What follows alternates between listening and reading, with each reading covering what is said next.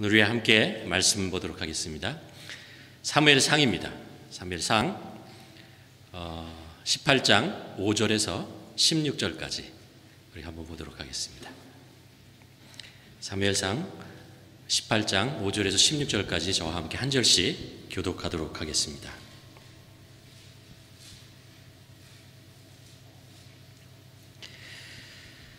다윗은 사울이 보내는 곳마다 가서 지혜롭게 행하매 사울이 그를 군대의 장으로 삼았더니 온 백성이 합당히 여기고 사울의 신하들도 합당히 여겼더라.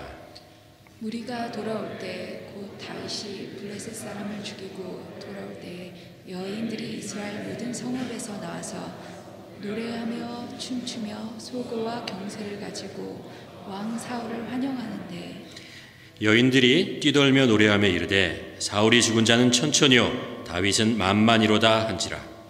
사울이 그 말에 불쾌하여 심히 노하여 이르되 다윗에게는 만만을 돌리고 내게는 천천만 돌리니 그가 더 얻을 것이 나라 말고 무엇이냐 하고 그날 이후로 사울이 다윗을 주목하더라. 그 이튿날 하나님께서 부리시는 악령이 사울에게 힘있게 내리매 그가 집안에서 정신없이 떠들어대므로 다윗이 평일과 같이 손으로 수금을 타는데 그때 사울의 손에 창이 있는지라. 그가 스스로 이르기를 내가 다윗을 벽에 박으리라 하고 사울이 그 창을 던졌으나 다윗이 그 앞에서 2번 피하였더라. 여호와께서 사울을 떠나 다윗과 함께 계심으로 사울이 그를 두려워한지라. 그러므로 사울이 그를 자기 곁에서 떠나게 하고 그를 천부장으로 삼음에 그가 백성 앞에서 출입하며 다윗이 그의 모든 일을 지혜롭게 행하니라. 여호와께서 그와 함께 계시니라. 사울은 다윗이 크게 지혜롭게 행함을 보고 그를 두려워하였으나 온 이스라엘과 유다는 다윗을 사랑하였으니 그가 자기들 앞에 출입하기 때문이었더라. 아멘. 계속해서 다윗에 대한 말씀을 나누고 있잖아요. 다윗이라는 말 있잖아요. 이름의 뜻이 무엇인가 찾아보면요, 사랑받는 자라는 뜻입니다. 이름을 잘 지어야 한다는 것을 알 수 있죠. 다윗이 사람들 사이에 나타났을 때 사람들이 그를 사랑하였다라는 이야기들을 많이 하죠. 지난주에 우리가 이제 요나단과 다윗에 관한 이야기를 했습니다. 요나단이 다윗을 보자마자 우정으로서, 친구로서 그를 사랑하게 되는, 그래서 그게 우정이 계속 끝까지 가는 것을 우리가 보았습니다. 근데 오늘 이제 말씀을 보면요, 이 말씀을 쭉 읽어보면 아이러니하게도 이 말씀은 뭐냐 하면 미움에 관한 것입니다. 다윗이 미움을 받았더라라는 이야기죠. 사울로부터 미움을 받았다라는 이야기를, 그 사건을 기록하고 있습니다. 그런 질문을 하게 됩니다. 이렇게 다윗은 왜 미움을 받게 되었는가? 사실 이제 그런 질문을 좀 돌려서 이렇게 질문해 보고 싶습니다. 사울은 왜 도대체 다윗을 미워하게 되었는가? 라는 거죠. 미움에 대한, 왜 사울이 다윗을 하게 되었는가? 라는 말씀을 우리가 한번 돌아보면서요, 우리 자신을 한번 돌아봤으면 좋겠습니다. 우리 안에 미움이라는 게 있잖아요. 이런 것들이 어떻게 생기는 것인가, 이것들이 우리 삶에 어떤 영향을 주는가라는 것들을 사울의 이야기를 보면서 우리가 한번 되짚어보고 또 회개하는 시간을 가졌으면 좋겠습니다. 오늘 말씀을 잠깐 요약하면 이렇게 됩니다. 다윗이 있잖아요. 골리앗과의 전쟁에서, 싸움에서 이기죠. 그렇죠? 승리하고 돌아옵니다. 그리고 이제 많은 환영을 받고 사울이 이제 다윗을 군대 장관으로 임명을 합니다. 그래서 전쟁에 나가게 되고 많은 승리를 경험하게 되고, 그것을 보고 있던 백성들이 다윗을 칭송하게 됩니다. 칭찬하게 됩니다. 다윗을 사랑하게 되는 거죠. 좋아하게 됩니다. 근데 이것이 사울에게는 그렇게 좋은 감정으로 받아들이지 못하게 됩니다. 아니, 사람들이 왜 나보다 다윗을 더 좋아하는 거야? 다윗을 더 높이는 거야? 이런 생각이 들기 시작하면서 다윗을 미워하게 되죠. 미워하게 됩니다. 그리고 나중에 어떻게 되냐면, 오늘 보면은 다윗을 죽이려고 하죠. 창을 던져서 죽이려고도 하고, 그것이 잘 안 되니까 다른 곳으로, 그 왕궁에 있던 걸 쫓아냅니다. 그래서 천부장을 만들죠. 그래서 전쟁에서 계속 나와서 싸우게 만들게 됩니다. 또 뒤로 가면요, 어떤 일이 있냐면은 자기 딸을 믿기로 해서 사울이 자기 딸을 믿기로 해서 사울을 죽이려는 그런 계략도 갖게 됩니다. 그래서 사울이 다윗을 제거하려고 하자. 이스라엘이라는 그 부족이 12부족이 있잖아요. 이집트에서 나와서 광야 생활을 하고 이제 가나안 땅으로 들어갑니다. 그래서 12부족이 일종의 이제 신앙의 공동체처럼 느슨하게 서로 이렇게 도우며 그런 생활을 하게 됩니다. 근데 가나안 땅에 들어가고 정착하면서요, 이들이 그 두 가지를 잃어버려요. 하나는 뭐냐면 하나님에 대한 신앙을 잃어버리게 되고, 또 하나는 12부족이 가지고 있던 이 단결력, 이런 거잖아요. 여호수아, 모세 이때 가지고 있었던 그 하나됨의 그런 단결력을 잃어가게 됩니다. 그래서 약해져요. 그리고 주위에 있는 나라들이 그 모습을 바라보면서 호신탐탐 노리는 거죠. 계속해서 쳐들어오고, 그리고 몇십 년 동안은 그들을 지배하고, 그렇죠? 그러고 나서 나중에 사사가 나타나면 조금 더 살아나고 회복되다가 다시 또 그런 일을 반복하죠. 그게 이제 사사시대로 가게 되는 것입니다. 이제 이렇게 지내다 보니까 이렇게 하면 안 되겠다는 생각을 갖게 되죠. 그래서 왕을 세워서 중앙집권제의 그 강력한 국가를 만들어서 주위에 있는 민족들과 대항해야겠다라는 생각을 합니다. 그러면서 이제 사울을 왕으로 세우고 이제 나라를 중앙집권적인 어떤 통치가 이루어지는 체계를 만들어서 나라를 통치하려고 하는 거죠. 근데 이제 주위에 있는 민족들이나 국가들이 이걸 가만히 보고 있을 리가 없습니다. 왜냐하면 자신들에게 큰 위협거리가 되기 때문에. 그래서 더 강력하게 블레셋으로부터 강력하게 이스라엘이 이스라엘을 대적하며 나오죠. 특별히 사울 왕. 그래서 사울 왕이 되고 나서 끊임없이 전쟁을 합니다. 그들의 침략과 이것을 이제 막아내야 했기 때문에 그런 것들을 하는 거죠. 어떻게 보면요, 사울 왕은 저희도 말씀드렸지만 처음 왕이 돼서부터 끝까지 전쟁을 해요. 근데 그 전쟁을 쉽지는 않았지만 계속 이겨요. 그러다가 마지막에 가서 성경에 기록된 대로 보면은 마지막에 가서 블레셋과의 전쟁에서 죽고 패하면서 죽죠. 그러니까 어떻게 보면 사울은 한 번 졌다라고 할 수 있어요. 한 번 패한 것처럼 나와 있습니다. 그런데 이 말씀을 좀 성경이 우리에게 가르쳐 주는 것들을 가만 바라보고 있으면요, 사울이 겉으로는 한 번 전쟁을 지고 그리고 그것으로 인생을 마감한 것처럼 나와 있지만 사실은 그 내면을 바라보면 오늘 이 본문에서부터 시작해서 사울이 조금씩 내면에서 망가지고 있고 무너져가는 것을 볼 수 있습니다. 이 말씀을 이제 묵상하면서 제가 그래서 제목을 하나 붙인 것이 뭐냐면 무너지는 산, 사울 왕이 같은 산 있잖아요. 일국의 왕, 그것이 무너져 내리고 있는 그런 모습을 우리가 보게 됩니다. 사울의 내면에는 어떤 적이 있었길래, 무엇에 문제가 있었길래 사울 왕은 그렇게 조금씩 내면에서부터 무너져 갔던 건가? 이런 것들을 한번 우리가 생각하면서 오늘 말씀으로 한번 들어가 보려고 합니다. 오늘 말씀 6절에 보면요, 이 전쟁에 대한 이야기가 그리고 끝에 있었던 일들을 기록하고 있습니다. 6절에 보면 이제 무리가 돌아올 때, 전쟁에서 이제 돌아오는 거죠. 곧 다윗이 블레셋 사람을 죽이고 돌아올 때에 여인들이 이스라엘 모든 성읍에서 나와서 노래하며 춤추며 소고와 경쇠를 가지고 누구를 환영했다고요? 왕 사울을 환영했다라고 되어 있습니다. 이제 사울이 다윗을 군대 장관으로 이제 임명을 하고 같이 전쟁에 나가고, 그래서 블레셋과의 전쟁에 승리를 하는 거죠. 막 돌아와요. 왕이 제일 앞에 들어오겠죠, 그렇죠? 막 왕을 환영하는 그런 인파들 있잖아요. 사울왕 만세, 뭐 이런 외침이 있었겠죠. 사울이 이제 의기양양해서 성읍으로 가까이 들어오는데 여인들이 노래하는 소리를 듣게 됩니다. 가만히 그 가사를 들어보니까 이런 내용이죠. 여인들이 뛰놀며 노래하며 이르되 사울이 죽인 자는 천천히요. 여기까지는 좋아요. 다윗은 만만이로다 한지라. 여기서 사울 왕이 기분이 확 상해 버립니다. 괘씸한 거죠. 괘씸한 것입니다. 그게 그 파워포인트는 안 나오지만 8절부터 9절이 이런 거죠. 사울이 그 말에 불쾌히 심히 노하였다. 그럼 이런 생각을 합니다. 다윗이 만만을 죽였다고 하고 나는 천천밖에 죽이지 못하고 했다면 저 백성들이 그 다음에 다윗에게 원하는 것은 무엇일까? 뭐겠어요?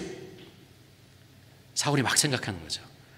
나의 왕의 자리를 다윗에게 넘기려고 하겠구나라는 그런 생각을 하게 됩니다. 성경이 뭐라고 하냐면 사울이 다윗을 주목하게 되었다. 와칭. 계속해서 쳐다보게 된 거죠. 그의 마음속에 자존심이 상하고 분노가 생기고, 내가 왕으로 다윗을 임명하고 전쟁에 같이 나가서 싸웠는데 왜 다윗을 더 높이느냐, 이런 생각을 하면서 불안감이 들고 다윗을 주시하게 됩니다. 분노와 의심, 마음이 가득 차게 되고, 이게요 그것으로 끝나면 되는데 어떤 현상으로 나타나면 이성을 잃어버려요. 그래서 오늘 본문에서 나오지만 사울이 가지고 있던 창을 들고 다윗을 향해서, 수금을 켜고 있는 다윗을 향해서 2번 던집니다. 실수로 던졌을까요? 아니에요. 진짜 죽이려고 싶었어요. 이성을 완전히 잃어버렸어요. 우리 안에 한번 분노와 의심과 이런 것들이 우리 안에 일어나는 것이, 이게 자연스러운 것이라고 할 수 있으면서도 굉장히 위험한 것이라는 것을 알 수 있습니다. 왜 내가 분노하고 있는가? 왜 내가 의심하고 있는가? 라는 것들을 우리가 가만히 하나님 앞에서 그런 마음이 생길 때요, 그런 감정이 생길 때 한번 하나님 앞에서 점검해 볼 필요가 있습니다. 그것이 작을 때에, 그렇게 크게 번지지 않을 때 우리가 먼저 하나님 앞에서 왜 내가 이런 감정, 이런 느낌, 이런 것을 생각하고 있습니까? 왜냐하면 이 분노와 의심과 불안이라는 것이 묵상되어지잖아요. 우리 안에서, 우리 머릿속에서, 우리 마음속에서 묵상되어지면 그게 자꾸 커져요. 계속 커지고 계속 확대되고, 그리고 그것이 그럴까라는 것이 나중에서는 그런 거야 라는 확신으로 차게 되게 됩니다. 그렇게 가게 하지 않기 위해서 계속 우리를 이렇게 마치 더러워지면 그때그때 씻어야 되잖아요. 하루 이틀을 묵이게 되면 나중에 씻기가 어려워지잖아요. 계속해서 우리의 마음을 점검해 보는 것, 그것이 중요하다는 것을 알 수 있습니다. 사울이요, 처음에 의심하고 불안하고 걱정하다가 어떤 마음이 생기냐면 두려워요. 그리고 나서 천부장으로 쫓아내고 자기 딸을 믿기로 해서 죽이려는 계획도 생기는 것이죠. 어떻게 보면 또 그럴 수 있다고 생각합니다. 우리가 그 옛날에 사극이나 아니면 정치 그런 드라마나 이런 신문을 보면 그 안에 늘 있잖아요. 권모술수와 견제와 음모와 이런 것들이 계속 있잖아요. 그래서 자기 자리를 지키기 위해서 계속 누구를 밀어내야 되고 견제해야 되고 이유 없이 뭐를 씌워서 추방해야 되고 이런 일들이 계속 있는 그런 것들을 인간의 역사에서 그런 것들이 늘 있다는 것을 우리가 압니다. 그런데 문제는 사울 왕의 중심이 흔들리고 있다는 거예요. 그 중심이라고 하는 것은 뭐냐면, 우리 안에 중심이라고 하는 것은 믿음이에요. 믿음이에요. 내가 믿고 있는 믿음이라고 하는 것입니다. 그 믿음이 흔들리기 시작하고 그 다음에 마음을 빼앗기게 됩니다. 마음, 감정, 생각, 이런 것들, 이성, 이런 모든 것들이 흔들리기 시작하는 것이죠. 12절에 보면 이렇게 얘기합니다. 여호와께서 사울을 떠나 다윗과 함께 하심으로 사울이 그를 두려워하였다. 15절에 보면 사울은 다윗이 크게 지혜롭게 행함을 보고 그를 두려워하였다. 사울이 다윗을 보고 다윗이 하는 모든 것이 두려움의 대상이 돼요. 그가 하나님과 가까운 것, 그리고 지혜롭게 행동하는 것, 승리하는 것, 이 모든 것, 수금을 타는 것, 모든 것이 두렵게 느껴져요. 자신을 향한 어떤 도전이라고 받아들이게 되는 것이죠. 사울의 마음속에 두려움이 찾아왔는데 뭐가 두려운가 가만 보면요, 이거예요. 왜 하나님이 다윗과 가까운가? 웃기는 얘기죠, 그렇죠? 왜 하나님이 다윗과 가까운가라는 거예요. 그래서 다윗이 지혜롭고 능력이 있는 것이다 라고 생각합니다. 한번 질문해 볼 필요가 있어요. 뭐냐 하면, 아니 그러면 제가 만약 사울에게 얘기할 기회가 있다면, 왕이요, 사울 왕이요, 그러면 당신도 하나님과 가까이 지내시면 안 됩니까? 하나님과 가까이 지내는 게 어렵습니까? 하나님의 말씀대로 뜻대로 순종하고 그냥 살면 되는 건데, 그러면 하나님과 가까운 건데 왜 당신은 하나님과 가까이 지내지 않으면서 하나님과 가까이 지내는 다윗을 시기하고 질투하고 그에게 분노를 하십니까? 사울 왕이 참 어리석게 느껴집니다. 그런데 사람들이 그렇게 살아요. 믿지 않는 사람들은 그렇다고 치는데, 믿고 있는 사람들 우리 중에서도 하나님과 가까이 지내고 하나님의 말씀에 순종하고 하나님을 신뢰하는 것을 잘 하지 않으려고 해요. 왜 그럴까? 가만 생각해 보면 여러 가지가 이유가 있지만, 오늘 사울 왕의 경우를 보면서 이게 자리 싸움을 하고 있다는 걸 알 수 있어요. 무슨 자리 싸움이냐면 주인 자리예요. 주인 자리입니다. 내가 이 자리를 차지하고 싶은 거예요. 그 욕심이 그에게 있습니다. 믿지 않는 사람들은 당연한 거지만 믿는 사람들도 하나님을 나의 주인으로 여기고 내 방식대로 사는 것이 아니고 하나님의 방식대로 사는 것을 별로 원하지 않아요. 내가 내 삶의 주인이어야 되고 하나님은 내 삶의 조연이어야 되고 조언자 정도가 돼야 되고 내가 주연이 돼야 되는 것이요. 하나님은 내가 살아가는 방식을 도와주는 사람 정도여야 되고 나는 내가 살아가는 방식대로 살고 싶은 것입니다. 성경이 왕이라는 사울, 왕이라는 것을 우리에게 보여주면서 이것을 얘기하시는 것이 참 우리의 죄, 우리 내면에 숨겨져 있는 그 죄, 왕이 되고자 하는 그 욕심, 이것을 잘 드러내고 있는 것이 아닌가 생각되옵니다. 인간은 누구나 왕이 되고 싶어요. 왕의 자리에 앉고 싶습니다. 물론 왕이 받게 되는 부담감이나 책임감이나 이런 거 말고요. 왕이 누릴 수 있는 그 권력과 힘과 그 화려함과 이런 것들은 내가 가지고 싶어요. 내가 왕이 되고 싶다고요.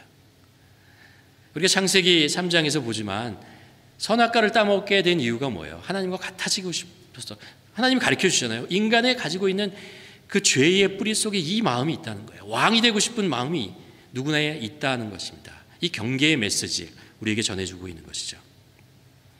하나님이 통치하는 세상, 하나님의 뜻에 순종하는 삶, 이런 것보다는 인간이 통치하는 세상, 인간이 원하는 삶 살아가기를 원하는 것이 바로 인간이 가지고 있는 죄의 근본 속에 숨겨져 있는 것입니다. 사울 마찬가지였어요. 특히 그가 왕이 되고 나서 이것이 더 밖으로 표출되기 시작합니다. 자기가 원하는 방법으로 나라를 통치하고 싶었고, 누구보다도 자기가 가장 높이 가장 큰 이름을 받아야 되는 사람이어야 되고, 그리고 사람들이 자신의 말을 듣고 자신이 원하는 대로 행동해야 되고, 그렇게 살기를 원하는 것이죠. 내 왕권 위에 다른 왕이 없다는 것입니다. 이 나라의 유일한 왕은 나 하나밖에 없다.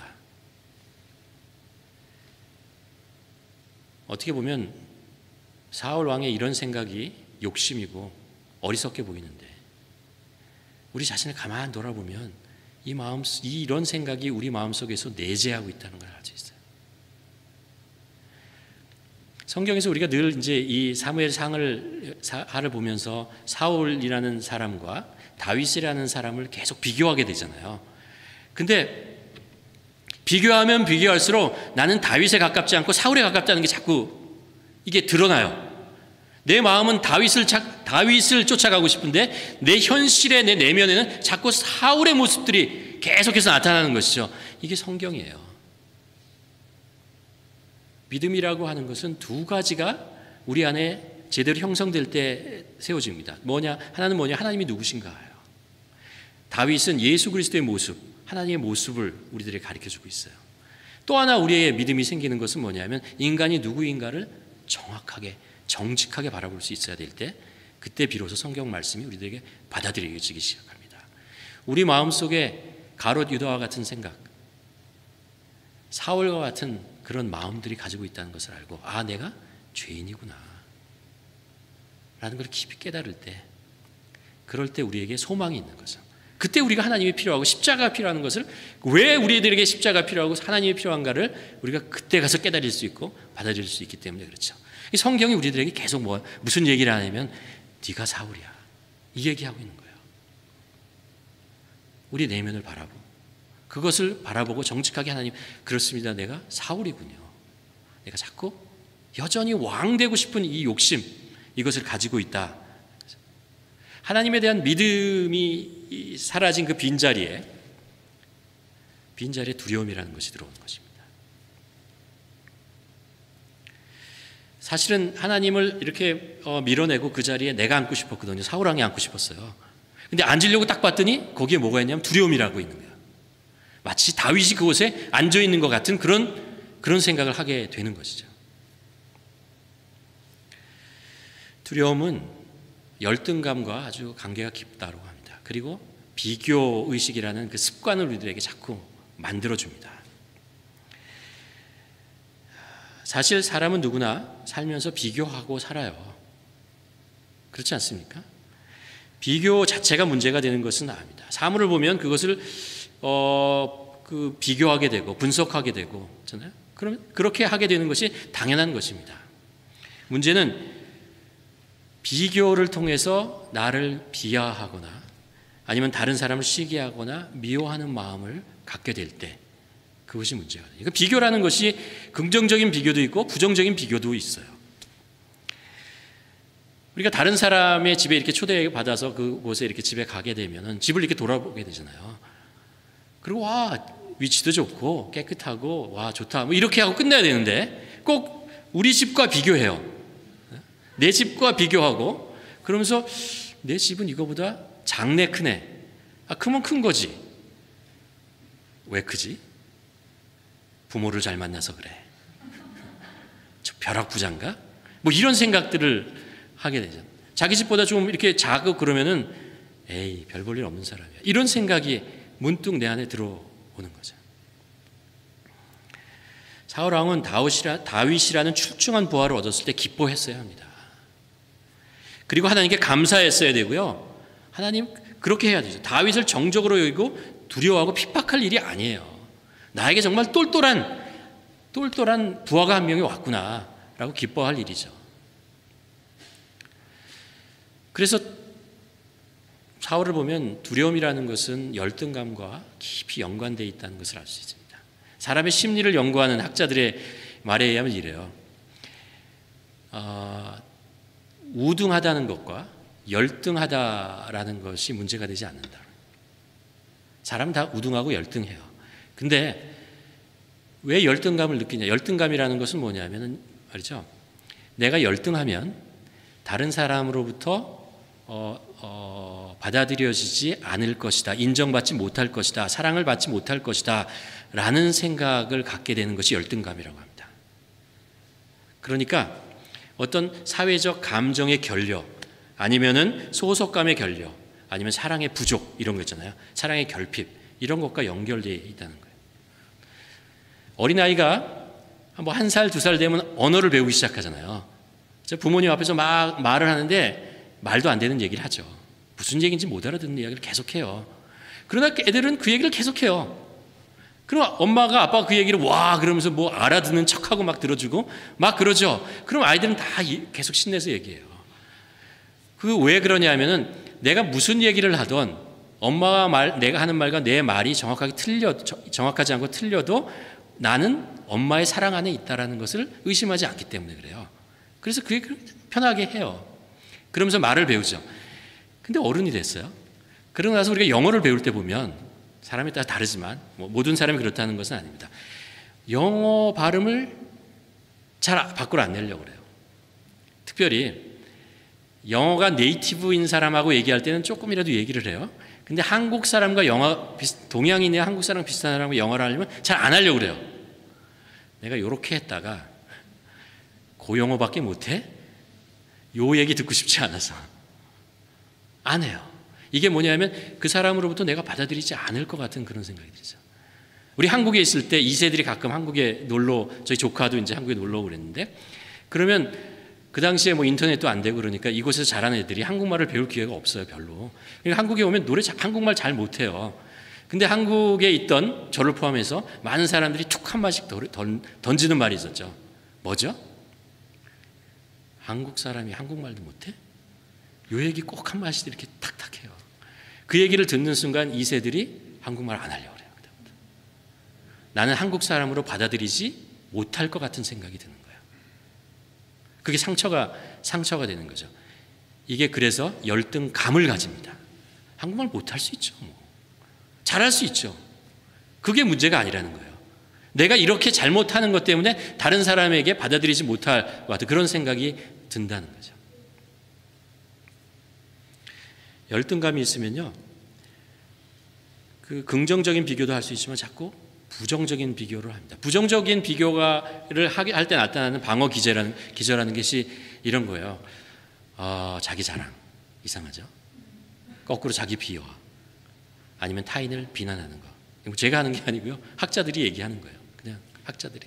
그러니까 나에게 뭐가 열등감이 있으면은 자기에게 있는 것을 자꾸 과장해서 사람들한테 나타내고 자꾸 그걸 하려고 그래서 얘기하고 그러는 것이죠. 아니면은 자기가 자기 비하해, 빅티마이즈 시켜, 자기를 자꾸 이렇게 희생양 시킵니다. 나는 못돼, 나는 안 돼, 이렇게 얘기해요. 아니면은 다른 사람의 약점이나 이런 걸 자꾸 계속 트집을 잡아요. 계속 얘기하고 비난하고 그래요. 이 모든 것이 딱 한 가지 이유 때문에 해요. 인정받고 싶어서 그래요. 아, 그러니? 아, 그렇구나. 이야기 듣고 싶어서 계속 하는 거예요. 그 얘기를 들어야 이걸 안 해요. 그 다음에 잠깐 멈춰요. 그러다 조금 지나면 또 해요. 모세가 40년 동안 그 이집트의 왕자처럼 자라잖아요. 그렇잖아요? 그 교육을 받고 훈련을 받고 대접을 받고 다 해요. 40년 동안 그러잖아요. 그리고 나서 모세가 밖에 나가서 자기 민족과 그 이집트 병사와 싸우는 걸 보고 그 실수로 이집트 병사를 죽여요. 그리고 이집트가 모세가 어떻게 하죠? 겁이 덜컥 났어요. 그래서 광야로 도망가잖아요. 가만 생각해 봤어요. 모세가 자기가 이집트의 왕자라는 것을 확신하고 믿었다면 도망가지 않아요.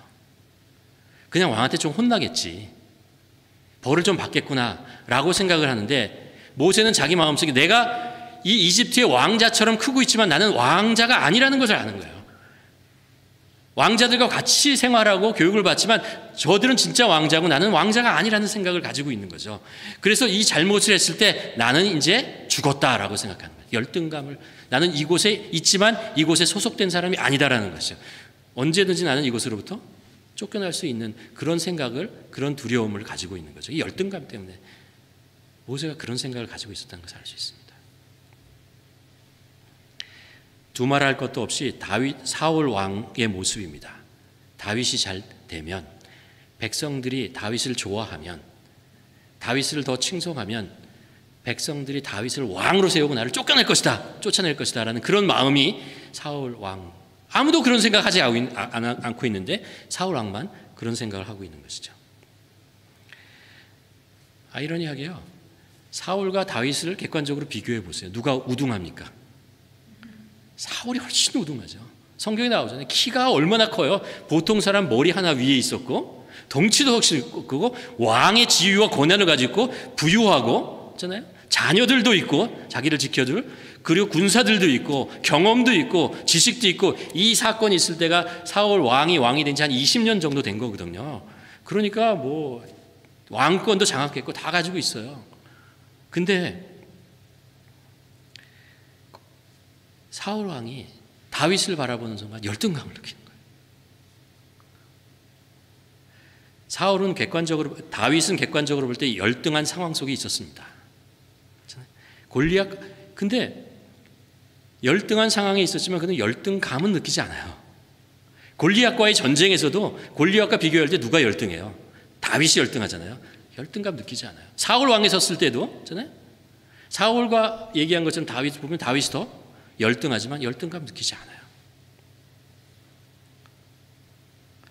오늘 말씀에 보면 결국 이제 사울 왕의 시기 때문에 이제 궁에서 쫓겨나잖아요. 쫓겨나고 한직으로 가는 거예요.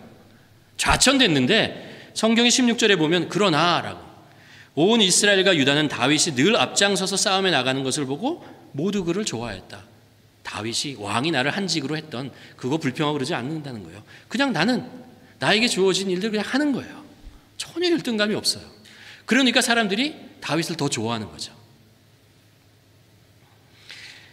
부당한 대우를 받아도 전혀 열등감을 느끼지 않고 자기를 더 이상하게 과장하려고 하거나 비하하거나 아니면 타인을 비난하지 않는다는 겁니다. 어떻게 그럴 수 있어요? 어떻게 다윗은 그럴 수 있냐 말이에요. 오늘 성경은 계속해서 우리들에게 동일한 말씀을 하고 있습니다. 14절에 보면 이거 이유죠. 다윗이 그의 모든 일을 지혜롭게 행하였으니 여호와께서 그와 함께 계심이라. 이 말을 바꿔서 얘기하면 다윗은 어떤 상황에 있어도 하나님께서 자기와 함께 하신다는 것을 확신하고 살았다는 거예요. 전혀 의심하고 살지 않았다는 거예요. 여기서 중요한 게 어떤 상황이죠. 사울왕의 미움을 받고 졸지에 좌천되어지고 불공평한 상황을 맞고 뭐 이런 상황 그런 데 있어도 여전히 여호와 하나님은 나와 함께 하신다라는 것을 의심하지 않고 살았다는 것입니다. 그런데 사울은 왕의 자리에 있어도 전쟁에 나가서 승리해서 사람들 앞에서 절대 권력을 누리고 있어도 12절에 보면 여호와께서 사울을 떠나 다윗과 함께 계심으로 사울이 그를 두려워하는 거예요. 어떤 성공을 거두어도 두려운 거예요. 하나님 자신과 함께 하시지 않는다는 것을 자꾸 그것이 두려운 것이고 그 빈자리 있잖아요.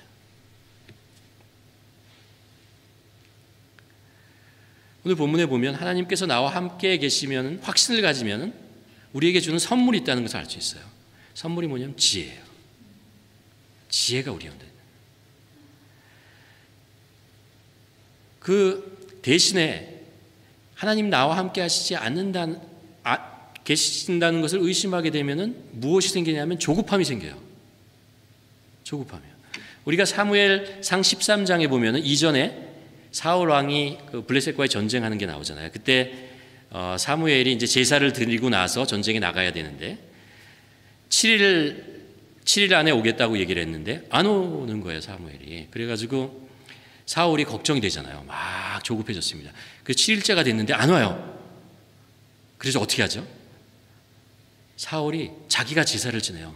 근데 제사를 끝내자마자 사무엘이 나타나는 것이죠. 그러니까 사무엘은 약속한 날짜에 온 거였어요. 마지막 날짜에 와서 그런 거지. 7일째 와서 그러는 것이죠. 그런데 그걸 기다리지 못하는 거예요. 이 조급함. 그 마음속에 하나님이 나와 함께 하신다는 것은 확신하지 못하니까 이 조급함 때문에 일단 전쟁을 해야겠다라는 생각을 하는 것이죠. 오늘 내용도 봐도요. 사울이 다윗을 이렇게 사람들이 칭송하고 전쟁을 잘하고 그러면요. 다윗이 어떤 인간인지 한번 봐야 되죠. 내 자리를 위협할 만한 그런 존재인지, 그런 욕심을 가지고 있는 그런 정치적인 어떤 야망을 가지고 있는 존재인지 가만히 한번 들여다볼 충분한 시간이 있었습니다. 근데 바로 이 한 번의 사건을 통해서 그를 의심하고 그리고 내치고 죽이려고 하는 것을 보십니다. 우리 안에 생활 속에 우리 삶 속에서요. 하나님이 나와 함께 하신다는 그 확신이 없으면 우리도 조급해져요. 뭔가 어려움이 오면 이걸 빨리 해결해야 되고 빨리 해야 되겠다는 그런 생각이 막 들어요. 왜 우리가 어려움이 왔을 때 기도를 한다는 것을 알면서도 기도보다 다른 행동을 취하고 다른 사람을 찾고 그러는 이유가 뭐예요? 조급해져서 그렇잖아요. 하나님이 나와 함께 하시고 하나님 나를 지켜주신 분이라는 것을 이것을 확신하면 우리가 그렇게까지 조급할 필요가 없죠. 하나님 앞에 먼저 나가는 것이 중요하죠. 세상 일은 급하게 한다고 빨리 되는 것이 있는 것이 아니더라고요. 살고 살아볼수록 좀 더 생각하고 행동하는 것이 훨씬 더 지혜롭다는 것을 알 수 있습니다. 빨리 움직이는 게 빨리 가는 것은 아니다 라는 것을 오히려 실수하죠. 보통 실수해서 우리 그 릴레이 경기할 때 있잖아요. 1등으로 막 달리더라도 아무리 4명의 선수가 세계 신기록을 가지고 있어도 조급하게 굴어서 바톤 한번 떨어뜨리면 그로 끝나요. 그렇죠? 내가 하나님이 나와 함께 하시다는 것을 확신할 때 우리는 조급함을 이겨낼 수 있는 거예요.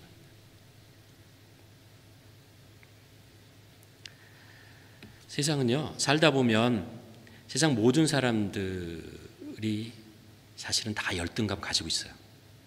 안 가지고 있는 사람 없어요. 이 세상에 나가면 긍정적인 비교를 하면서 살기도 하지만 사실 부정적인 비교도 하고 살아요. 누구나 다.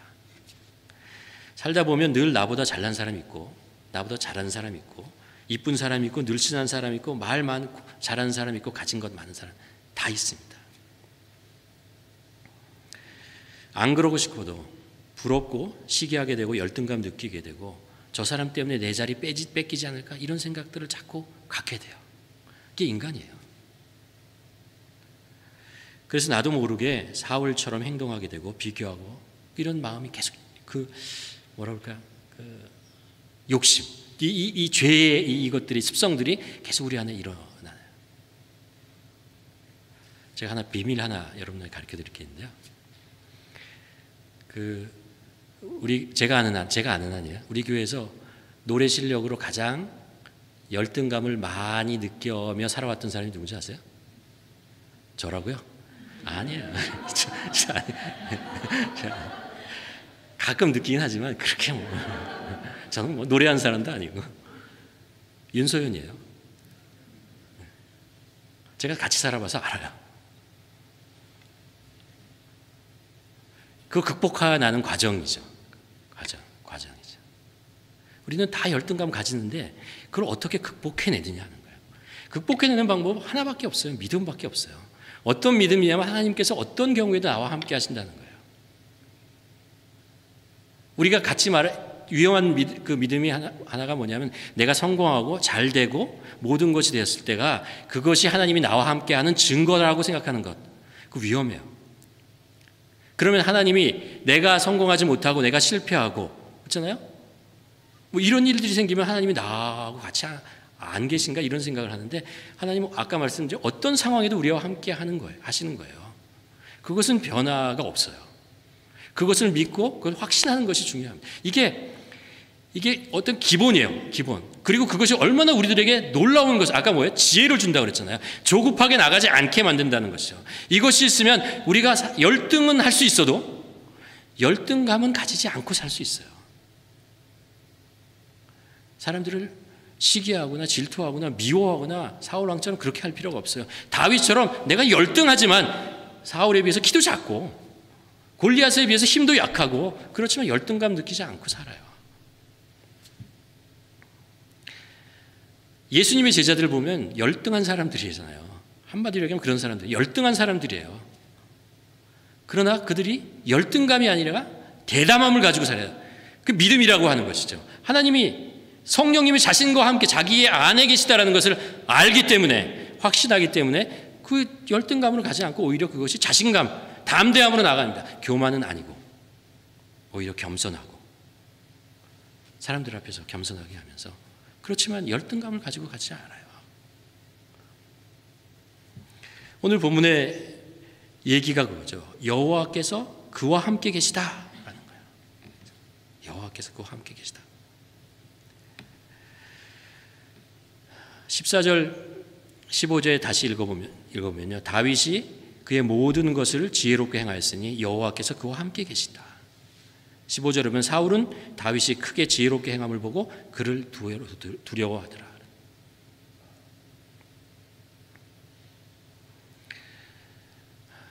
오늘 말씀을 통해서 우리가 다시 한번 생각해 보아야 할 것이 바로 이것이죠.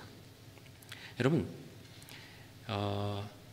팬데믹 15개월의 상황을 우리가 지나갔잖아요. 우리의 외적인 것 많이 문제가 있어요. 우리가 재정적인 것, 관계에 대한 문제, 그리고 우리의 건강에 어떤 이런 문제들을 우리가 다 조금씩 겪을지 모르겠습니다. 그 외형적인 문제뿐만 아니라 여러분 우리 인정할지 안 할지 모르지만 우리 내면적인 문제도 다 가지고 있어요. 우리 안에 내면적으로 심리적으로 굉장히 약해져 있어요. 알게 모르게 병이 다 있어요. 우리의 신앙도 약해져 있어요. 우리들에게 위기를 이기는 근육이라고 하는 것들이 점점 좀 약해져 있습니다. 누구나 다 그래요. 우리가 이제 이것을 어떻게 극복해 나가느냐. 팬데믹이라는 것이 지나갔다. 우리가 백신을 맞고 확진자 수가 줄어들고 그래서 팬데믹이 끝났다. 이것이 좋은 일이 아니에요. 이제 어떻게 우리가 약해진 이 믿음, 약해진 우리의 내면의 세계, 이 강건함을 다시 회복하느냐라는 거예요. 제가 지난주에 저녁 때, 주일날 저녁에 우리 애들하고 배드민턴을 쳤습니다. 그리고 나서 지금 이 어깨가 아파가지고요. 어깨를 들 수가 없어요. 아무 준비하지 않고 팬데믹 동안 한 번도 배드민턴 치지 않고 있다가 옛날 생각하고 휘둘렀다가 근육이 찢어진 것 같아요. 팬데믹이 거치고 우리가 진짜 풀로 나가서 생활해야 되는, 생활 전선에 나가서 생활하고 믿음 생활하고 이럴 때가 있는데 우리가 준비하지 않고 나가면 이렇게 저처럼 상하게 된다고, 다치게 된다고요. 그러니까 우리가 나는 괜찮아, 뭐 잘 쉬었어, 이게 아니에요. 우리는 이제 다시 우리의 몸을 다시 만들고 우리의 신앙을 만들고 우리의 내면에 연약해진 부분들을 다시 강건하게 만드는 그런 일들을 해야 합니다. 하나님 앞에 좀 더 매달리고 우리 하나님 앞에 좀 말씀을 우리를 무장하고 깨어진 관계 있잖아요. 우리 다 여러분 스트레스 받고 뭐 좀 이러면요 우리 마음속에 생기는 게 있어요. 뭐냐면 그 의심, 좀 사울이 겪었던 거예요. 분노, 미움, 뭐 이런 것들이 자꾸 마음속에서 생각하고 그것을 묵상하고 막 그렇게 돼요. 약해졌기 때문에 그래요. 다시 우리의 오늘 말씀처럼 우리가 우리의 파운데이션을요 하나님께서 나와 함께 계시고 나의 삶을 인도하시고 나의 삶을 이끄신다는 이것을 분명하게 하고요. 이 기초 위에 하나님이 주시는 지혜를 가지고 우리에 있는 상황들을 쳐다보시기 바랍니다. 지혜는요 하나님께서 우리에게 원래 주신 거예요. 에덴 동산에서부터 우리에게 주신 거예요. 지혜는 지혜의 자리에 믿음이 사라지면 지혜도 사라져 버립니다. 그럼 믿음이 돌아오면 지혜도 돌아옵니다. 여러분 믿으십니까? 믿음이 들어오면요 지혜도 들어와요. 우리가 세상을 어떻게 판단하고 어떻게 살아야 되는지를 우리가 알 수 있어요. 성령님이 우리에게 말씀해 주시니까요. 여러분 바라기를 팬데믹 시대 우리가 끝나간다고 얘기하는 이 시대에 얼마 남지 않았어요? 이 기간 동안에 우리의 신앙을 다시 한번 점검하고 우리의 신앙의 가장 기초인 이 믿음 하나님께서 우리와 함께 하시고 동행하시고 우리 삶을 이끄신다는 이 믿음을 가지고 우리의 삶을 지혜롭게 다시 바라보며 살아가는 우리 모두가 되기를 주님의 이름으로 간절히 축원합니다. 기도하시겠습니다. 이 시간에 한번 우리 자신을 점검해 보며 하나님 앞에 정말 하나님과 나밖에 없다고 생각해 보시길 바랍니다. 혹시 내 안에 사울 왕이 지금 다윗을 바라보면서 느꼈던 그 열등감, 두려움, 걱정, 근심, 의심, 불만 이런 것들이 세상 사람들이 하는 말, 행동 하나 이런 것들이 그렇게 자꾸 나를 자극하고 그러고 있지 않은지 우리 자신 한번 돌아보며 내가 열등할 이유가 없는데 열등감을 느낄 필요가 없는데 내가 믿음을 잃어버리고 있는 것은 아닌가. 하나님이 나의 삶의 주인이시고 나의 아버지 되시고 나의 왕 되시고 나의 주인 되시고 내 삶을 이끌어 가시는 나에게 능력 주시는 지혜 주시는 분이라는 것을 다시 확인하고 조급한 것들 내려놓고 자신을 과장할 필요도 없습니다. 왜냐하면 우리는 우리의 있는 모습 하나님께 나아가는 것으로 충분합니다. 우리는 아름다워요 다. 우리를 비하할 필요가 없습니다. 세상의 사람들의 시선으로 우리를 바라볼 필요가 없습니다. 하나님의 시선으로 우리 자신을 바라보시기를 바랍니다. 예수 그리스도의 핏값으로 우리를 사셨습니다. 그만큼 사랑하셨어요. 다른 사람들을 비난할 것이 없어요. 왜냐하면 비난할 것이 너무 많은 사람들이기 때문에 그래요. 우리는 정말 연약하고 부족하고 흠 많은 사람들이에요. 그거 다 쳐다보다면요 인생 다 지나가 우리 에너지 다 써버립니다. 그럴 필요가 없어요. 우리는 다 공사 중인 성령님께서 우리를 치유하시고 변화시키고 그렇게 이끌어 가시는 그런 과정에 있는 사람들입니다. 우리 한번 주님 나에게 이런 마음이 있다면 아버지 이것을 제하여 주시옵시고 하나님이 내 삶의 중심으로 나를 다시 한번 모시고 하나님이 주신 지혜와 믿음과 사랑과 용서와 은혜로 살 수 있도록 하나님 도와주시옵소서. 내면을 그래서 더욱더 강건하게 세워주시옵소서. 함께 기도하기를 원합니다.